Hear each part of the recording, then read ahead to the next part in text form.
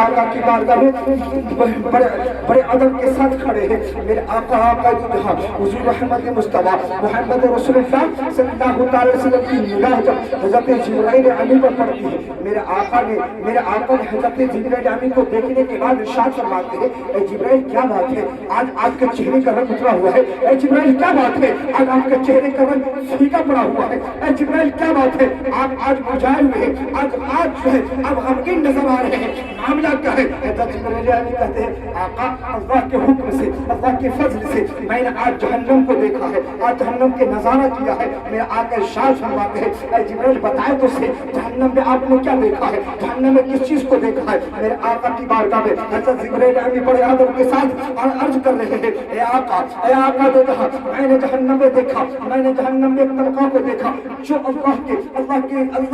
اللہ کی وحدانیت سے انکار کرتا ہے اس کے طبقے کو دیکھا میں نے ایک طبقے کو دیکھا جو آپ کی رسالت سے انکار کرتا ہے جو آپ کا گستاخ ہوتا ہے اس طبقے کو میں نے دیکھا اے اللہ کے محبوب اے اللہ کے حبیب میں نے جہنم میں دیکھا میں نے جہنم میں کافروں کا طبقہ کو دیکھا میں نے مشرکوں کا طبقہ کو دیکھا میں نے گستاخوں کا طبقہ کو دیکھا میں نے گمراہوں کا طبقہ کو دیکھا سبھی طبقات کے ذکر کرتے جا رہے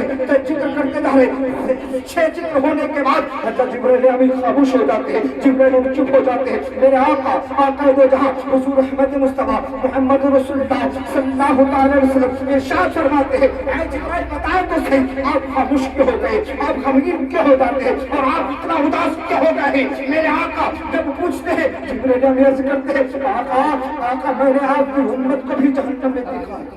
اللہ اکبر یہ بات میرے آقا کے کان میں جب جاتی ہے اتنی بات میرے آقا کے کان میں جب پہنچتی ہے آقا آپ کی امتیوں کو میں نے جہنم میں دیکھا میرے آقا جو جہاں حضور رحمت مصطفیٰ محمد رسول اللہ صلی اللہ علیہ وسلم غمگین ہو جاتے ہیں بڑے پریشان ہو جاتے ہیں اتنی پریشانی کی مسکراہٹ ختم اتنے اداس کہ گفتگو زبان سے ختم اب میرے آقا کسی سے بات تو کر رہے نہ کسی سے سلام کر رہے نہ کوئی کلام کر رہے نہ کوئی گفتگو کر رہے نہ کسی صحابہ کو دیکھ رہے نہ کسی صحابہ کی طرف چہرہ ڈال رہے میرے آقا جو جہاں حضور احمد مصطفیٰ صلی اللہ علیہ وسلم جو ہے نماز کے وقت مصلی پہ جا رہے ہیں نماز پڑھا کے اپنے حجرے میں چلے جاتے ہیں حضرت ابو بکر صدیق ہے حضرت تمام صحابہ کرام ہیں بڑے پریشان ہیں کہ عالم کیا ہے کہ آج آقا نماز پڑھا کر کے حجرے میں چلے گئے آقا کچھ بولے نہیں ہے آقا کچھ ساتھ نہیں فرمائے آقا تو جہاں صلی اللہ علیہ وسلم کچھ بھی ارشاد نہیں فرمائے جبکہ کچھ نہ کچھ بولتے تھے سلام کلام ہوتا تھا باتیں گفتگو ہوتی تھی مگر آقا بلکہ خاموش ہو کر کے اپنے حجرے میں چلے گئے ایک دن کا وقت گزر گیا صحابہ کرام میں بے چینی چھا گئی 2 دن کا وقت گزر گیا آقا آ رہے ہیں نماز پڑھا رہے ہیں اپنے حجرے میں چلے جا رہے ہیں اب صحابہ کرام میں بے قراری چھا جاتی ہے بے چینی چھا جاتی ہے بڑے بے چین بے قرار ہو جاتے ہیں کہ معاملہ کیا ہے یہ وجہ کیا ہے آقا کی اداس کیوں ہے آقا کس بات سے غمگین ہے آقا جو جہاں صلی اللہ علیہ وسلم کو کوئی بات ہم لوگوں کی ایسی تو نہ ہوئی ہے جو ناپسند گزری ہو آقا ہم لوگوں سے ناراض کیوں نہ ہوتے ہیں آقا ہم لوگوں سے بات کیوں نہ کر رہے ہیں آقا ہم لوگوں سے گفتگو کیوں نہ کر رہے ہیں حضرت ابو بکر صدیق اور تمام صحابہ کرام بڑے پریشانی کا عالم ہے 3 دن گزر جاتا ہے 3 دن گزرنے کے بعد حضرت ابو بکر صدیق رضی اللہ تعالیٰ عنہ آقا جو جہاں صلی اللہ تعالیٰ وسلم کے حجرے مبارک کے گیٹ پر جاتے ہیں دروازہ کھٹکھٹاتے ہیں اور سلام عرض کرتے ہیں آقا میں آپ کا غلام ابو بکر آیا ہوں آقا اپنے غلام ابو بکر کے سلام کو آپ قبول کر لیجئے میرے آقا جواب نہ دیتے ہیں پھر سلام کر رہے ہیں جواب نہ مل رہا پھر سلام کر رہے ہیں جواب نہ مل رہا ابو بکر صدیق لوٹ کر کے آ جاتے ہیں عمر فاروق کو کہتے ہیں اے فاروق اعظم آپ تو میرے آقا کے بڑے چہیتے ہیں آپ سے اللہ کے حبیب بہت محبت کرتے ہیں میرے آقا بہت محبت کرتے ہیں اے ابو بکر اے عمر آپ جائیے اے عمر آپ جا کر کے سلام کیجیے اور پوچھیے آقا کو کس بات کی جراج کی ستا رہی ہے آقا کیوں اتنے پریشان ہے آقا کیوں اتنے اداس ہے پوچھیے جا کر کے عمر جاتے ہیں حضرت عمر جا کر کے سلام عرض کرتے ہیں جواب نہ ملا ہے حضرت عمر سلام کرتے ہیں جواب نہ ملا ہے حضرت عمر رضی اللہ عنہ واپس آ جاتے ہیں حضرت عمر बुलाने के बाद अर्ज करते हैं अब मुझसे भी ना हो सका तो उस्मान गनी को भेजा गया। लोगों ने कहा नहीं, कहा हज़रत मौला अली को भेजा जाए, कहा नहीं अब किसी को नहीं भेजा जाए, मशवरा किया जाए क्या किया जाए कि आका इतनी उदास क्यों है, आका इतनी गमगीन क्यों है, लोगों से बात क्यों न कर रहे, तुम लोगों के सलाम का जवाब क्यों न दे रहे, कौन सी ऐसी गम है जो मेरे आका को सता रही है, कौन सी ऐसी परेशानी है जो मेरे आका को चंडाल करती है, कौन सी ऐसी परेशानी है कि आका किसी के सलाम का जवाब तक न दे रहे। लोगों की निगाह हज़रत सैयदा फातिमा ज़हरा खातून जन्नत पर जाकर टिकती है कि अब जाकर के वही हाल हो सकता है। हज़रत सैयदा फातिमा को बुलाया जाए, हज़रत सैयदा फातिमा को कहा जाए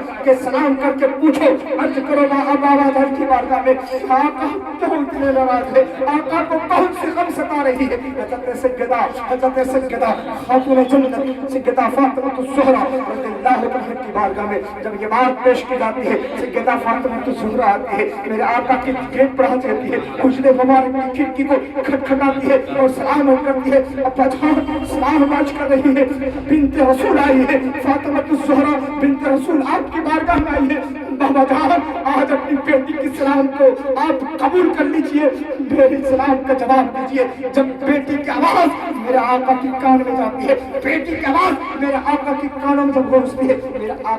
मेरे आका दरवाजा के कुंडी को खोलते हैं, सलाम गेट को खोल देते हैं, सलाम का जवाब देते हैं, कहते बाबा जान आपको कौन सी गम सता रही है, आप 3 दिन से सहाबा से मिले नहीं, आपको कौन सी परेशानी सता रही है जिसकी वजह से आप सहाबा किराम के सलाम का जवाब न दे रहे हैं। ऐ मुसलमानों, ऐ मेरे आका के उम्मतियों, अपने दिल की तख्ती पर लिखो, मेरे आका इरशाद फरमाते हैं, मेरे आका आकाए दो जहां सल्लल्लाहु तआला अलैहि वसल्लम के इरशाद को सुनो। मेरे आका इरशाद फरमाते हैं कि जिब्राइल अमीन 3 दिन पहले आकर के अर्ज करके गए हैं कि मेरी उम्मती जहन्नम में जाएंगे, ये गम मुझसे बर्दाश्त हो रहा है। ऐ गुनहगार उम्मतों, ऐ मुसलमानों, हम गुनहगारों के लिए आका जो है परेशान है। हम अपने गुनाह को याद करके क्यों न रोते हैं, हम अपने गुनाह को याद करके क्यों न खुदा को मनाते हैं, हम अपने गुनाह को याद करके क्यों न तौबा करते हैं। आज की रात में तौबा कबूलियत की रात है, आज की रात में चेक करके खुदा को याद करो, खुदा की बारगाह में गिरया जारी करो, अपने नबी का वसीला दो, अपने आका का वसीला दो। ऐ मौला मेरे नबी के सदक़े में मेरी गुनाह को बख्श दे, ऐ मौला मेरे नबी के सदक़े में मुझे माफ कर दे, मेरे नबी के सदक़े में मेरी मग़फ़िरत फरमा दे। आज की रात है, मग़फ़िरत की रात है, खुदा की बारगाह में हाथ का फैला करके दुआ मांगने की रात है, खुदा को राज़ी करने की रात है। मेरा आका इरशाद फरमाते हैं कि मेरी गुनहगार उम्मतियों का गम मुझे सता रही है। इतना गम बयान करना था कि जिब्राइल अमीन आते हैं कि आका आप गम को छोड़ दीजिए, आका मत बुझाइए। अल्लाह पाक फरमा रहा है, अल्लाह पाक का फरमान है कि जिब्राइल जाकर के मेरे हबीब से कह दो मैं उस वक्त तक देता रहूंगा